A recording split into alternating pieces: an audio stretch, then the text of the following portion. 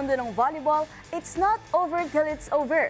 Dahil magpapatuloy ang laban ng Creamline at Petrogas sa do-or-die Game 3. Yan ay matapos makuha ng Cool Smashers ng panalo sa Game 2 sa isang thrilling 5-set match para maitabla ang laban. Ang naging laro sa report na ito. Hindi pa tapos ang laban matapos magpakitang gilas ng Creamline Cool Smashers kontra Petrogas Angels at magwagi sa 5 set sa Game 2 ng PVL All-Filipino Conference Finals na ginanap sa Smart Araneta Coliseum nitong Huwebes. Nanguna si Bernadette Pons sa deciding set kung saan siya nag-ambag ng 5 sa unang 8 puntos ng Creamline.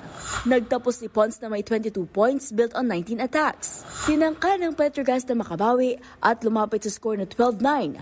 Ngunit tuluyan ang tinapos ni Pangs Panaga at Gemma Galanza ang laban para sa Creamline.